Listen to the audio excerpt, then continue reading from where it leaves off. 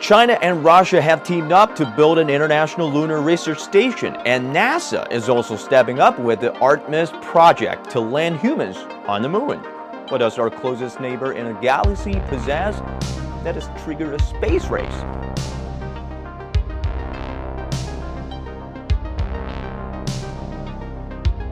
Hey, welcome to another episode of Check It Out. I'm Yang Zhao. And before moving on to the rest of this video, please make sure to follow or subscribe to my page so you won't miss any of my new updates.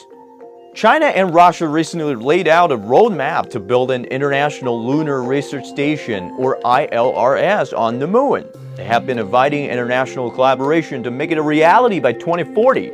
Earlier, NASA revealed its ambitious Artemis program to set up a base camp on the moon to facilitate future lunar exploration and development, and to hopefully land humans on its surface by 2024. What draws the world's biggest superpowers to focus efforts on what seems to be uninhabitable satellites is the moon's extraordinary amount of energy resources that are scarce or running dangerously low on our planet. Okay. First, unlimited solar energy.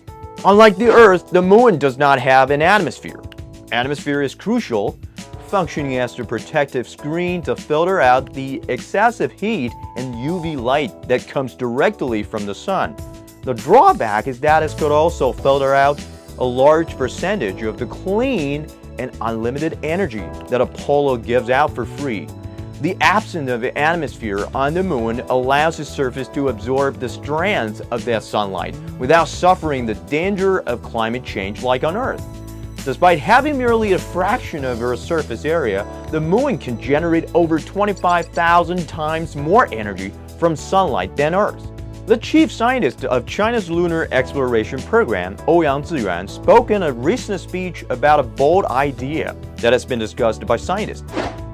It's the potential of building a rain of solar panels along the moon's equator that is as wide as 400 kilometers. As the moon rotates, half of this solar panel would be exposed to the sunlight at any given moment. The collective energy could be transferred back to Earth via microwave or laser beams. If this turns out to be technologically viable, it could provide human beings on Earth with unlimited clean energy, more than we could ever need for millennia to come. Clean energy for nuclear fusion power. The moon possesses another type of super energy that is arguably superior to solar. Helium-3 is an isotope of helium that is super light and non-radioactive. It's the key element to produce energy in nuclear fusion. Nuclear fusion is the clean and highly efficient way to generate power. Helium-3 comes mostly from solar wind. Much of it is repelled again by the Earth's atmosphere and its magnetic fields, making helium-3 extremely scarce here on our planet. The moon doesn't have any atmosphere or magnetic field, allowing its surface to absorb huge amounts of helium-3 from the sun.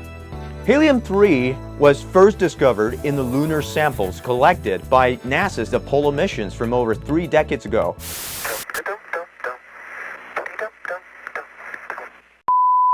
Then in 2007, China's Chang'e-1 lunar probe successfully measured the total amount of helium-3 the moon owns, 110 million tons. It may now sound like much, but it takes as little as just 100 tons of it to sustain human beings' demand for energy each year. That is why helium-3 is often described as the gold mine of the moon. In 2020, China, Russia, and the US together launched 98 flights into space. As our spacecraft reach deeper into the cosmos, the rockets are getting bigger and bigger. It's largely due to the fact that space flights must carry and burn out a substantial amount of fuel just to escape Earth's gravity. What if we can launch them from somewhere that has little to no gravity? Gravity on the moon is merely 1/6 of that on Earth. It also has an ultra-high vacuum in the absence of an atmosphere. Less gravity, less air friction means much less energy is needed and expended for a spacecraft to launch. Many scientists believe that a moon could become an ideal launch pad for further flights to Mars and beyond. Whether it is for taking advantage of the moon's clean energy or using it as a site for future exploration of outer space, setting up a base on the moon is the critical step.